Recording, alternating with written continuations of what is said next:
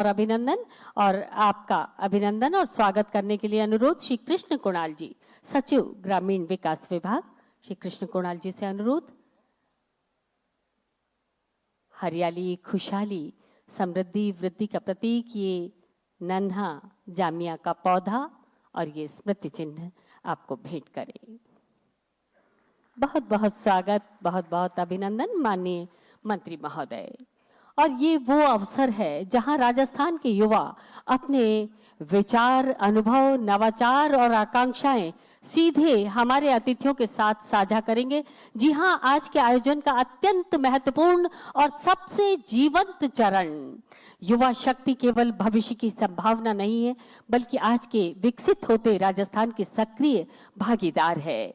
आइए युवा ऊर्जा और नवाचार से भरे इस संवाद का शुभारंभ करते हैं और माननीय मुख्यमंत्री जी से अनुरोध इस संवाद को आरंभ करें।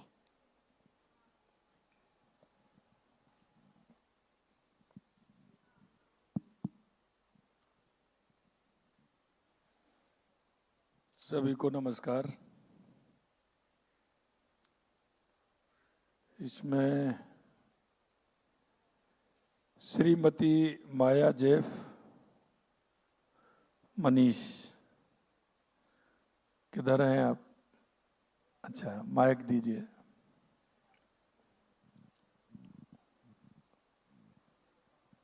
नमस्कार सर। आज आपके सामने ऐसा एक प्रश्न आएगा कि युवा जहां चाहता है वो वहां काम कर सकता है। आज के युवा स्टार्टअप में ज्यादातर टेक्नोलॉजी, डिजिटल सेक्टर पर ध्यान देते हैं, लेकिन इस मेरी बेटी ने अलग ही काम किया है। आपको पशुपालन और किसान की इस महत्वपूर्ण समस्या को हल करने की प्रेरणा कहां से मिली और आप ग्रामीण भारत में क्या बदलाव लाना चाहते हैं? नमस्कार। पहले तो आपको जैसा कि आप जानते हैं, गांव में पशु सिर्फ एक जानवर ही नहीं होता किसान के लिए, वह उसके लिए एक उसकी रोजी रोटी होता है, उसके परिवार का एक मुख्य सदस्य होता है। जब भी पशु बीमार पड़ जाता है तब किसान बेबस हो जाता है। उसकी बेबसी को ही देखकर हमने एनिमल आईसीयू प्लेटफॉर्म का निर्माण किया है, जिससे कि पशु चिकित्सक सही समय पर पहुंचकर उसका निःशुल्क इलाज कर सके, साथ ही साथ 25% दवाइयों पर भी छूट मिल सके किसान को। साथ ही साथ हम इसके अलावा इंडिजीनियस कम्युनिटीज़ को भी एम्पावर कर रहे हैं। अब किसान को कहीं पर भी इधर से उधर भागना दौड़ना नहीं पड़ता। वह जैसे ही एनिमल आईसीयू के ऐप या फिर कॉल कर भी पशु चिकित्सक को बुला सकता है और अपने पशु का इलाज करवा सकता है। देखिए, मैंने इसीलिए कहा था कि विषय कुछ भी हो, आप कहीं से भी निकाल सकते हैं। ये मेरी बहन ने सही कहा, क्योंकि किसान की अर्थव्यवस्था को अगर कोई मजबूत करता है तो वो पशुपालन करता है। किसान और पशुपालन का मेल है और उन दोनों का मेल होने के कारण हमारे किसान की, हमारे मजदूर की, हमारे पशुपालक की समृद्धि कैसे हो, इसका भी हमने ध्यान रखा है। और हमने हमारी सरकार आते ही पशु बीमा हमने प्रारंभ किया, क्योंकि जब सभी का बीमा हो सकता है तो मेरे पशु का बीमा क्यों नहीं हो सकता है। तो पशु बीमा प्रारंभ किया। और एक इससे ही जुड़ता क्वेश्चन है, वो मेरी बेटी आगे बताएगी तो फिर उसमें भी मैं बताऊंगा कि मैं आपसे जानना चाहता हूं कि आई स्टार्ट और सरकार के सहयोग से आप इस एनिमल आईसीयू सुविधा को राजस्थान में हर एक गांव और ढाणी में तक कैसे पहुंचाने की योजना बना रही हैं, ताकि हमारे किसी भी किसान पशुधन के लिए, किसान को पशुधन के माध्यम से कोई नुकसान नहीं हो, तो आप इसको कैसे देखते हैं? जी, मैं बताना चाहूँगी, भामाशाह टेक्नो हब ने हमें funding support, mentoring support, incubation support जैसी कई सुविधाएं उपलब्ध करवाई हैं। आई स्टार्ट के साथ जुड़ने के बाद हमने 12 से 15 हज़ार किसानों को साथ में जोड़ा है और उनकी आमदनी में 120 करोड़ की वृद्धि हमने हासिल की है।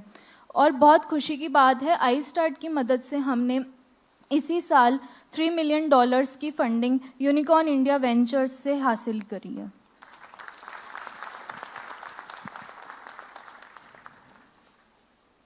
बहुत बहुत धन्यवाद बेटी आपको कि आपने वो काम लिया है। लेकिन इसमें मैं आपको बताना चाहता हूं कि हमारी सरकार ने, क्योंकि मैंने पहले ही कहा था कि माननीय हमारे, हमेशा कहता हूं मैं, यशस्वी प्रधानमंत्री नरेंद्र मोदी जी ने कहा कि इस देश के अंदर 4 जातियां हैं और वो जातियां हैं किसान, मजदूर, युवा, महिला। अगर इनका उत्थान होगा तो हमारे गांव का उत्थान होगा, हमारे प्रदेश का उत्थान होगा, हमारे देश का उत्थान होगा। और इसको ही समझते हुए हमने हमारे किसानों की आर्थिक स्थिति मजबूत कैसे हो, उसमें पशुपालन एक बहुत महत्वपूर्ण है। हमने पशु बीमा भी किया है और हमने इसमें बेहतरीन सेवा के लिए पशु वेटनरी मोबाइल टीम भी हमने पूरे राजस्थान के अंदर स्थापित की है। क्योंकि हम जानते हैं, जब जैसा हमारी बहन बता रही थी कि पशु बीमार होता है तो किसान पहले बीमार हो जाता है। इसके लिए हमने कहा कि हमारी जो मोबाइल यूनिटी वैन है, वो अगर फोन उस पर आएगा तो हमारी वो वैन उस गांव में जाएगी, उसको नहीं आने पड़ेगा। क्योंकि किसान अगर कहीं पशु को लेकर के दूर जाता है तो उसको गाड़ी करनी पड़ती है, उसका भाड़ा लगता है। तो वो हमारी मोबाइल यूनिटी वैन वहाँ जाएगी, उसका इलाज कराएगी और आवश्यक जो दवाई होंगी, जैसा बताया, वो आवश्यक दवाई भी में हम देंगे। क्योंकि हर व्यक्ति को उसकी आवश्यकता होती है और आवश्यकता की पूर्ति होती है तो उसको मजबूती मिलती है। इसलिए हमने हमारे मजदूर वर्ग के लिए, किसान वर्ग के लिए सुविधा भी हमने दी है कि अगर वो पशुपालन करता है तो उसको बीमा भी मिलेगा और उसके इलाज के लिए हमारी हॉस्पिटल तो वहाँ है ही, लेकिन उस गांव में अगर हॉस्पिटल नहीं है तो मोबाइल जो हमारी बहन है वो डॉक्टर सहित वहाँ जाएगी, उसका इलाज करके आएगी।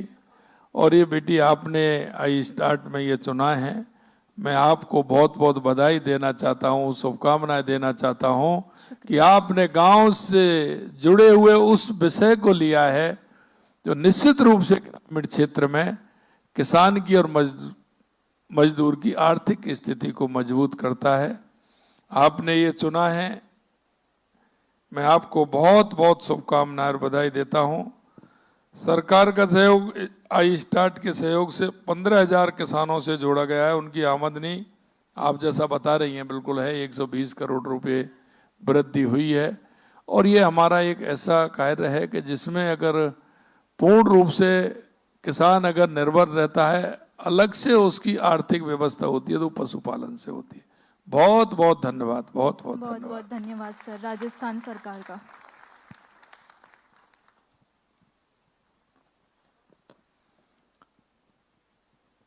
अगली हमारी बहन है श्रीमती हितेशना शर्मा।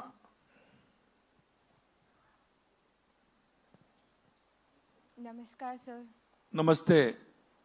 आपकी नज़र में मेक इन इंडिया और स्किल इंडिया के विजन को आगे बढ़ाने में कुशल कारीगरों और स्थानीय रोजगार की क्या भूमिका है और इसमें कैसे आपका योगदान रहा है? अभी तक हम ओफिलिया होम्स, हमारी कंपनी का नाम है, हम लोग पेंटिंग सर्विसेज प्रोवाइड करते हैं। तो अभी तक जो चल रहा था कि बहुत सारे कारीगर स्किल होने के बाद भी दिहाड़ी पर मजबूर थे, मतलब दिहाड़ी बेसिस पे ही उनको पैसा अपना अर्न कर रहे थे। वो उनके पास में स्किल होने के बाद भी एक रेगुलर सोर्स ऑफ इनकम नहीं था और वो सिर्फ अनऑर्गेनाइज्ड फॉर्म में वर्क कर रहे थे। सो इस चीज़ को हम चेंज कर हमारी कंपनी के अंदर हम जो कारीगर लोग हैं उनको प्रॉपर ट्रेनिंग, उनको प्रॉपर एक रेगुलर सोर्स ऑफ इनकम और एक प्रोफेशनल आइडेंटिटी प्रोवाइड कर रहे हैं, जिसके अंदर हम लोग उनको जो भी लोग हमसे जुड़े हुए हैं उनको कारीगर या फिर दिहाड़ी वाली लेबर या मजदूर ना बोलकर हम उनको आर्टिसंस प्रोवाइड बोलते हैं। सो मेरे लिए स्किल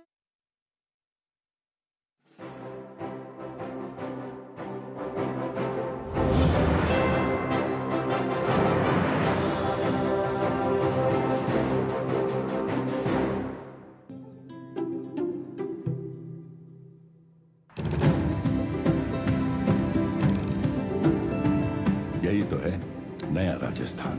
इस मिट्टी की हर सुबह एक नई उम्मीद लेकर आती है और हर दिल में बसता है एक विकसित राजस्थान का सपना। ये है नई रफ्तार अटल विश्वास की, नई रफ्तार विकसित भविष्य की, नई रफ्तार उस राजस्थान की जो अपने दृढ़ संकल्पों को विकास की नई पहचान में बदल रहा है। और इस बदलाव की शुरुआत हुई प्रधानमंत्री श्री नरेंद्र मोदी जी के दूरदर्शी नेतृत्व में।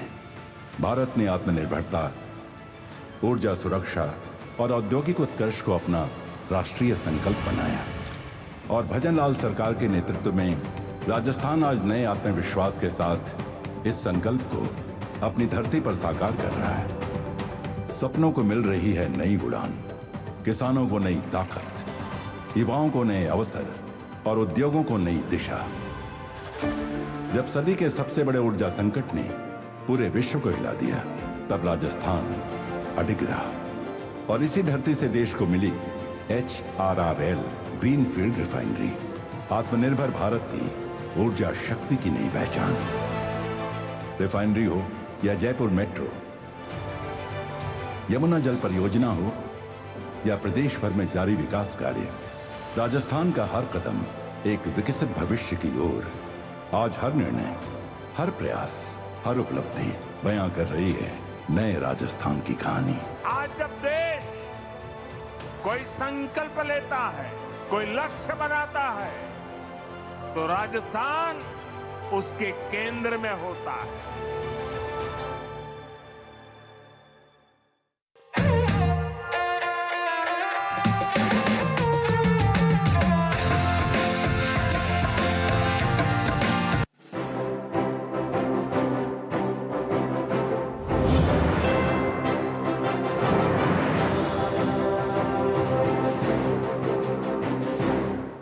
खास खबर के सह प्रायोजक हैं MDH देगी मिर्च का तड़का, अंग अंग फड़।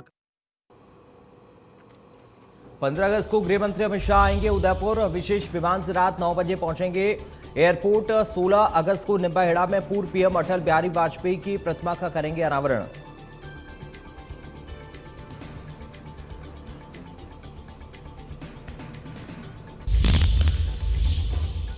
जयपुर में 309 निकायों के प्रमुखों की निकली लॉटरी। महापौर, सभापति और अध्यक्ष के आरक्षण की निकली लॉटरी। 21 सीटें ओबीसी महिला वर्ग के लिए रिजर्व, 19 निकाय ओबीसी के लिए आरक्षित।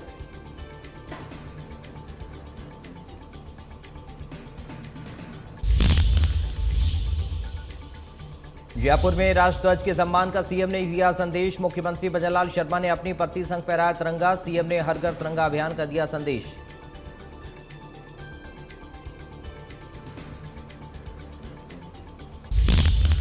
आज बिरला ऑडिटोरियम में होगा राज्य स्तरीय कार्यक्रम। शाम 5 बजे बिरला ऑडिटोरियम में नवनियुक्त CLG सदस्यों से संवाद करेंगे सीएम। अधिकार, कर्तव्यों, दायित्वों के बारे में देंगे जानकारी। जयपुर में पूर्व जिला जज से 2.5 करोड़ की ठगी। व्हाट्सएप वीडियो कॉल से शुरू हुआ डिजिटल अरेस्ट का खेल। ठगों ने गिरफ्तारी की धमकी देकर फंसाया।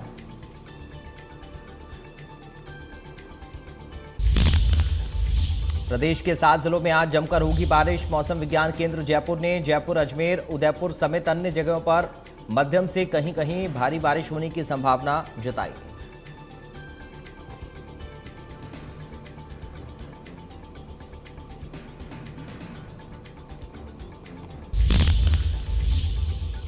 युवा बदलाव कर सकता है उसमें, क्योंकि जब हम उनके साथ संवेदनाओं के साथ जुड़ेंगे, उनके काम से जुड़ेंगे, फिर उनकी अपेक्षाएं भी होंगी कि हमें यह होना चाहिए। हम ऐसे लोगों के लिए तैयार हैं, वो हमसे क्या चाहते हैं।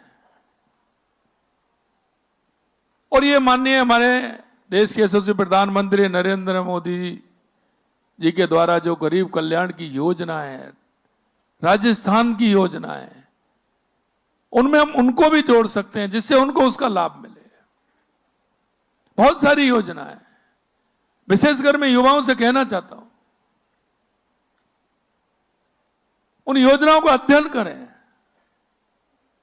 कोई भी समाज का ऐसा व्यक्ति नहीं है वो ये कह सकता कि मेरे लिए योजना नहीं है। हर तबके के लिए योजना है, हर व्यक्ति के लिए योजना है, हर उम्र के लिए योजना है, हर क्षेत्र में काम करने वाले के लिए योजना है।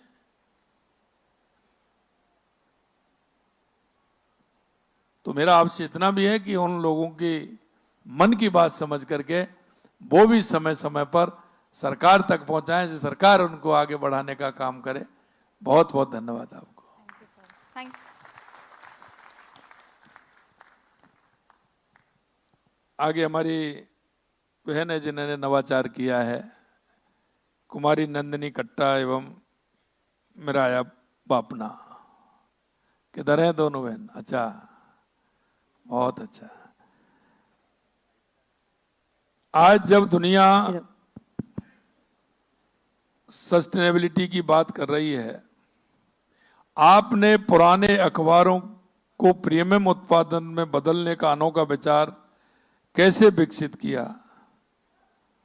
एक युवा उद्यमी के रूप में आप भारत की नई पीढ़ी को क्या संदेश देना चाहती हैं कि वेस्ट को वैल्यू में बदलकर रोजगार और पर्यावरण का संरक्षण में योगदान जो आपने दिया है, उसके लिए जरा सभी को उसमें बताएं। नमस्कार सर।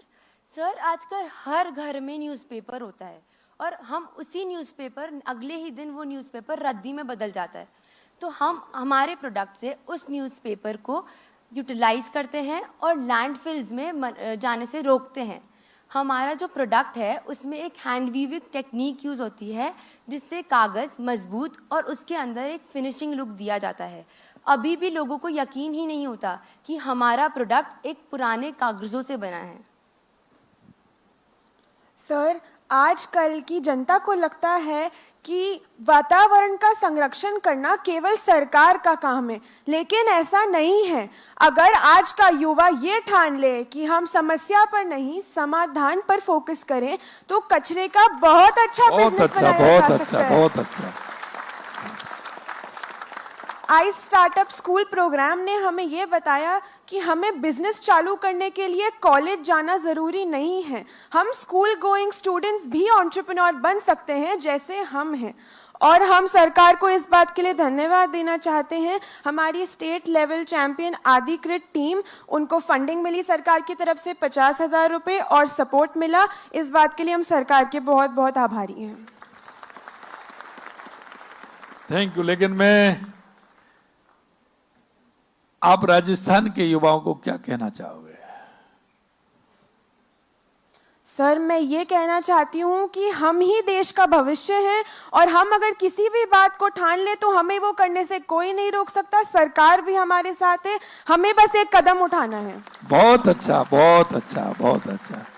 अब आपने देखा कि अगर हमारे युवा किसी भी विषय को लेकर के अगर खड़े हो जाते हैं तो हमारा देश, हमारा प्रदेश हर क्षेत्र में आगे बढ़ने का हौसला रखता है। मैं इन दोनों बेटियों को इनके हौसले के लिए बहुत बहुत शुभकामनाएं देता हूं, बहुत बहुत। और मैं परिवार के जो सदस्य उनके बेटे हैं, क्योंकि उनका भी सहयोग है, उनकी पूरी टीम के लिए मैं बहुत बहुत शुभकामनाएं देना चाहता हूं। बहुत बहुत शुभकामनाएं। हाँ, बहुत बहुत शुभकामनाएं। अगले मेरे वो भाई हैं जो मैं देखता हूं कि उन्होंने अपने जीवन को किस तरह से बदला है। इसके लिए गोपाल लाल रेगर जी,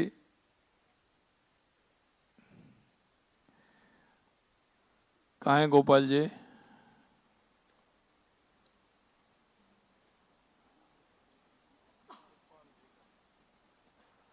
गोपाल जी, अरे कोमल देवी हैं, कोमल देवी।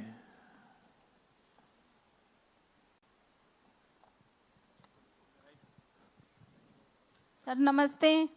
नमस्ते कोमल जी। मैं बस इनसे इतना पूछूंगा कि प्रधानमंत्री स्वनिधि योजना में आपने कैसे लाभ लिया और आपने अपनी आर्थिक मजबूती कैसे की? एक ही क्वेश्चन है, पर वो अपने आप बताएंगे अपना पूरा। सर मैंने स्वनिधि योजना के अंतर्गत सिलाई मशीन खरीदी, जिससे मैंने अपना सामान खरीदा और इससे अपने व्यवसाय को आगे बढ़ाया। आर्थिक रूप से सहायता मिली इससे मेरे को, जो मैंने खुद का अपने बलबूते पे अपना बिजनेस खोला। इस सर धन्यवाद करती हूँ इस योजना के नहीं, पूरा बताइए। उसके बाद क्या किया आपने? एक बार लिया, फिर 2 बार लिया? सर मैंने आपने अपनी सेल कैसे बढ़ाई? आप झिझकिए मत, पूरा बताइए आप। सर मैंने ऋण लिया, फिर उसको मैंने चुकाया, फिर 15,000 का ऋण लिया, फिर 20 से 25,000 की अप्लाई की। इससे मैंने अपना व्यवसाय आगे बढ़ाया, सिलाई का सामान खरीदा और अपने बलबूते पे आज एक सिलाई मशीन और एक सहायिका है मेरे साथ काम करने वाली, जिससे मैंने अपना बिजनेस को आगे बढ़ाया। धन्यवाद करती हूँ मैं ऐसी योजना से। वो आप देखिए कि देश के यशस्वी प्रधानमंत्री नरेंद्र मोदी जी ने स्वनिधि योजना, ये स्वनिधि योजना वो है कि जो डेली के काम करने वाले लोगों को, जो किसी से पैसा लेकर के आते हैं डेली का, शाम को उसको चुकाते हैं। प्रधानमंत्री जी ने ऐसे ठेली वाले, चाय वाले, सब्जी वाले, फल वाले जो डेली का काम करते हैं, उनको प्रधानमंत्री स्वनिधि योजना, उनको 15,000 रुपए मिलेंगे। उससे वो अपना काम करेंगे। कहीं हम देखते हैं ना कि कई फसल ऐसी होती है, समय पर आती हैं, जब उनको वो सस्ता हो जाता है, बाद में महीने 2 महीने 3 महीने बाद महंगा हो जाता है। वो 15,000 रुपए का काम किया, हो चुकाया, 30,000 और मिल जाएंगे। 30,000 किया और 60,000 मिल जाएंगे। तो ये ऐसी योजना है कि इसमें पैसा भी बढ़ता है और स्वयं का काम भी चलता है। हमारी बहन ने बहुत मेहनत की है और आज मैं कह सकता हूं कि इन्होंने जिस तरह से काम किया है। क्या आपको कोई ऋण लेने के समय कोई परेशानी आई थी क्या? जी सर आई थी परेशानी, तो नगर निगम अधिकारियों ने मेरी सहायता की, जिससे मुझे ऋण मिला। ये बताइए, पहले आप अपने काम के लिए किससे पैसा लेती थी? सर मैं छोटी मोटी सिलाई करती थी, जिससे जो पैसा आता था, जिससे काम चलाती थी। क्योंकि पहले किसी साहूकार के पास जाना पड़ता था, पैसा लेना पड़ता था उसको। अब इसमें सबसे बड़ी बात है कि ब्याज नहीं है, 0% ब्याज है, इसमें कोई ब्याज नहीं है। आप अपना काम करिए, आगे बढ़ाइए, बिजनेस को आगे बढ़ाइए, धीरे धीरे बढ़िए। आपने अपना कारोबार बढ़ाया, आज भी आपको चेक मिला है, उसके लिए मैं